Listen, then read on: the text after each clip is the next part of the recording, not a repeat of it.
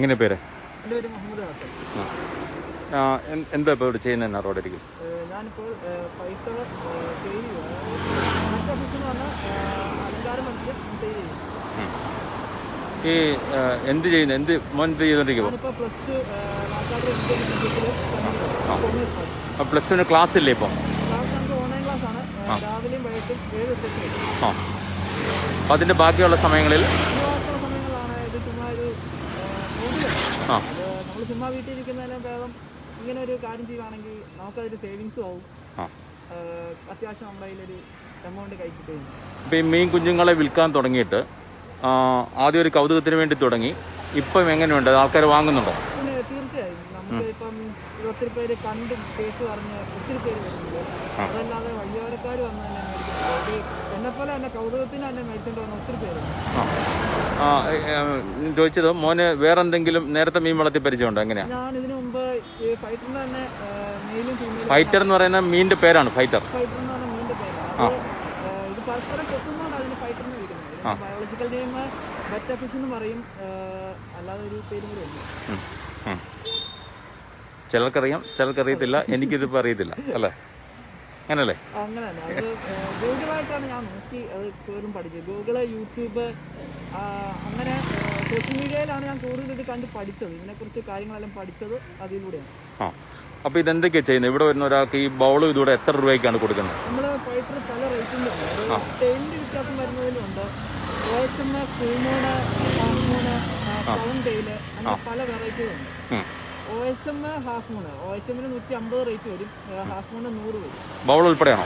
Bowl വരുമ്പോൾ 80-ൻ്റെയും 50-ൻ്റെയും bowl നമ്മൾ വയ്ക്കുന്നത്. അപ്പോൾ ഒരാൾക്കൊരു തുടക്കത്തിൽ ഒരു 250 രൂപ അടുത്താവുമോ? 200 രൂപ കൊണ്ട് ഒരു ഫൈറ്ററിനെയും ബൗൾ നമുക്ക് ആണല്ലേ? ഇതിനപ്പം ഭക്ഷണമൊക്കെ എങ്ങനെ? ഇതിനെ മറ്റേ ഇതുപോലെ നമ്മൾ മറ്റ് മീനിന്റെ പോലെ നമ്മൾ എപ്പോഴും ഒരാവശ്യമില്ല. ജസ്റ്റ് ഒരു പെല്ലറ്റ്സ് ആണ് ഇത്. നമ്മൾ ദിവസം ഒരു 3 നേരം അല്ലെങ്കിൽ 2 നേരം കൊടുത്താൽ നല്ല ഹെൽത്തി ആയിട്ടിരിക്കും. പെട്ടെന്ന് വലിപ്പമൊന്നും. അപ്പൊ ഇത് ഡെയിലി 3 നേരം കൊടുക്കുക. വെള്ളം എല്ലാ ദിവസവും മാറ്റണോ? അപ്പൊ ഈ ബൗളിൽ ഇത് നമ്മള് പ്രോപ്പർ ആയിട്ട് ഒരാഴ്ച അല്ലെങ്കിൽ നല്ല വേസ്റ്റ് മാത്രം നമ്മൾ മാറിയാണ്. ഇത് മോട്ടർ വെച്ച് അത് എക്സ്പെൻസ് ആണ്. മോട്ടർ അതിനൊരു ട്യൂബ് ഒത്തിരി എക്സ്പെൻസീവ്.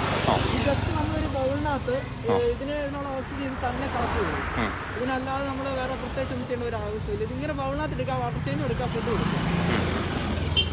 അത്ര ആവശ്യമുള്ളൂ അല്ലേ? അത്ര ആവശ്യമുള്ളൂ. അപ്പൊ അത് ഒരാഴ്ചയിൽ ഒന്ന് ചെയ്താൽ മതി. ഒരാഴ്ചയിൽ ഒന്ന് ചേഞ്ച് ചെയ്യും. ഇതിപ്പോ നമുക്ക് ടീപ്പോയിലോ അല്ലെങ്കിൽ ഡൈനിങ് ടേബിളിലോ ഒക്കെ വെക്കാനൊക്കെ സൗകര്യമാണ്. ഇത് ടീപ്പോയില് നമ്മുടെ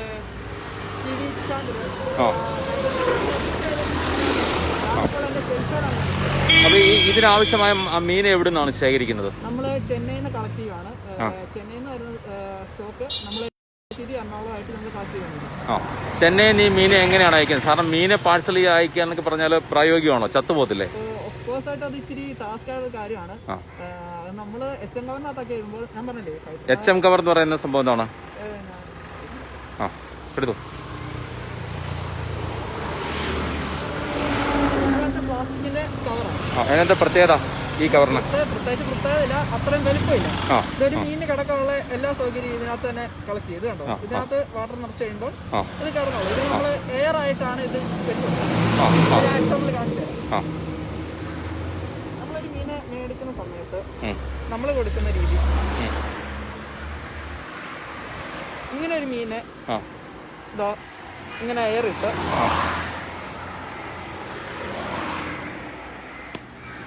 റബ്ബർ ബാൻഡ് കട്ട് ചെയ്താണ് നമ്മൾ ഇടുന്നത്. ഇതിന് ഇത്ര എയറിന്റെ ആവശ്യമില്ല. ഇതിപ്പോ നമ്മൾ കൊടുക്കുന്നോണ്ടാണ് നമ്മൾ ഇങ്ങനെ ചെയ്യുന്നത്. ഇത് എത്ര ദിവസം വരെ ഇത് ഒന്നും ചെയ്യാതെ ഇതേ കണ്ടീഷനിൽ ഇത് ജീവനോടെ ഇരിക്കും? ഇത് 2-3 ദിവസം വരെ